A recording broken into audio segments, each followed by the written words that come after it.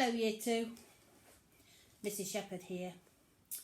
I'm going to read you a story. Now this story is the core text that we're using for the next few weeks in our literacy lessons, okay? And it's called The Iron Man, okay? Now today I'm going to read you the first chapter, and the first chapter is called The Coming of the Iron Man. The Iron Man stood on the top of the cliff. How far had he walked? Nobody knows. Where had he come from? Nobody knows. How was he made? Nobody knows. Taller than a house, the Iron Man stood at the top of the cliff, on the very brink, in the darkness. The wind sang through his iron fingers.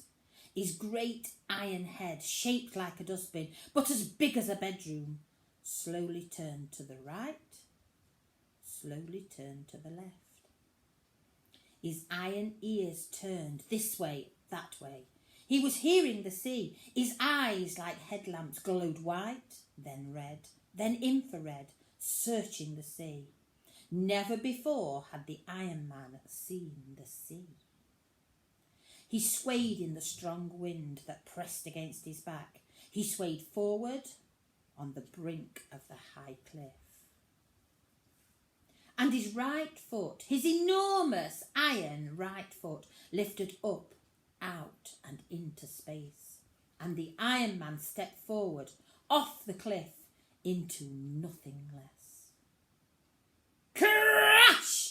Down the cliff, the Iron Man came toppling, head over heels. Crash, crash, crash! From rock to rock, snag to snag, tumbling slowly as he crashed and crashed and crashed. His iron legs fell off. His iron arms broke off, and the hands broke off the arms. His great iron ears fell off, and his eyes fell out. His great iron head fell off.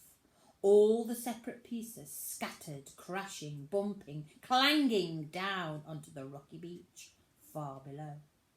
A few rocks tumbled with him. Then silence. Only the sound of the sea chewing away at the edge of the rocky beach, where the bits and pieces of the Iron Man lay scattered far and wide, silent and unmoving.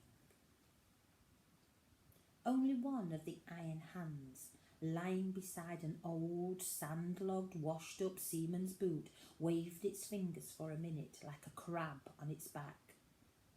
Then it lay still.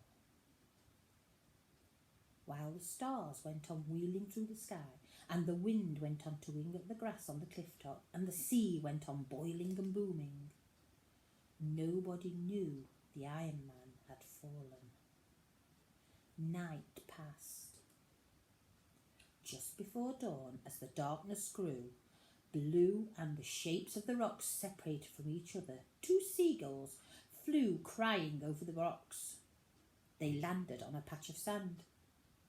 They had two chicks in a nest on the cliff. Now they were searching for food. One of the seagulls flew up. Ah! He'd seen something. He glided low over the sharp rocks. He landed and picked something up. Something shiny, round and hard. It was one of the Iron Man's eyes. He brought it back to his mate. They both looked at this strange thing, and the eye looked at them. It rolled from side to side, looking first at one gull, then at the other. The gulls, peering at it, thought it was a strange kind of clam, peeping at them from its shell. Then the other gull flew up, wheeled around and landed and picked something up. Some awkward, heavy thing. The gull flew low and slowly dragging the heavy thing, finally the gull dropped it beside the eye. This new thing had 5 legs. It moved. The gulls thought it was a strange kind of crab, and they thought they'd find a strange crab and a strange clam. They did not know what they had found. The Iron Man's eye and the Iron Man's right hand. But as soon as the eye and the hand got together, the eye looked at the hand. Its light glowed blue. The hand stood up on 3 fingers and its thumb, and craned its forefinger like a long nose. It felt around. It touched the eye. Gleefully it picked up the eye and tucked it under its middle finger.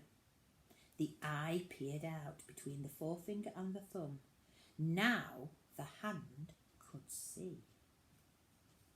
It looked around and it darted and jabbed at one of the gulls with its stifly little finger, then darted at the other and jabbed him.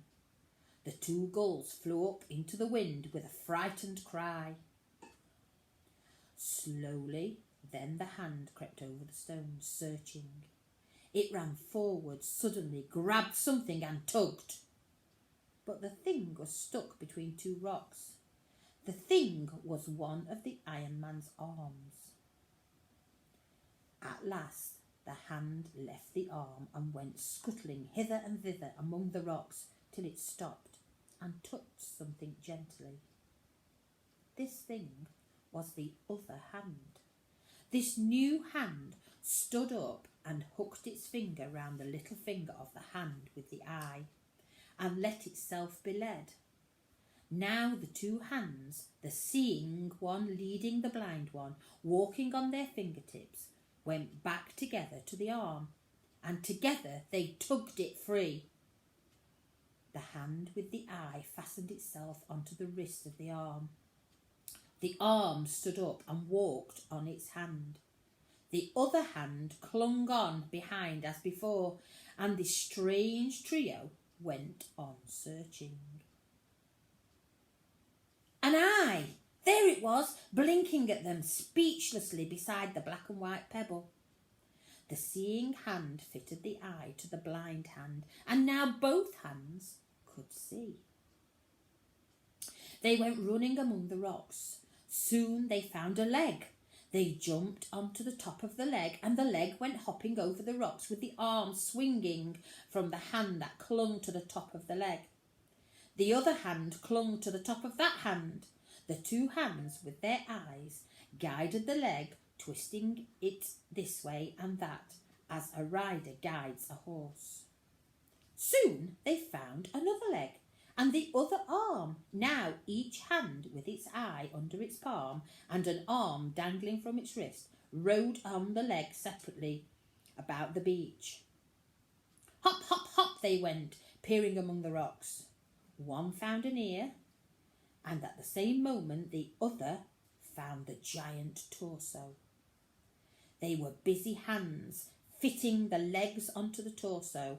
Then they fitted the arms, each fitting to the other, and the torso stood up with its legs and arms, but no head. It walked about the beach, holding its eyes up with its hands, searching for its lost head. At last there was a head, eyeless, earless, nestled in a heap of red seaweed. Now in no time the Iron Man had fitted his head back, and his eyes were in place, and everything except one ear. He strode across the beach, searching for his lost ear, as the sun rose over the sea and day came. The 2 gulls sat on their ledge high on the cliff. They watched this immense man striding to and fro over the rocks below. Between them, on the nestling ledge, lay a great iron ear. The gulls could not eat it. The baby gulls could not eat it. There it lay on the high ledge. Far below, the Iron Man searched. At last he stopped and looked at the sea. Was he thinking the sea had stolen his ear? Perhaps he was thinking the sea had come up while he was lay scattered and had gone down again with his ear.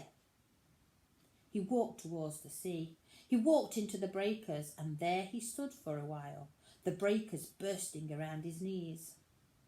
Then he walked deeper and deeper and deeper.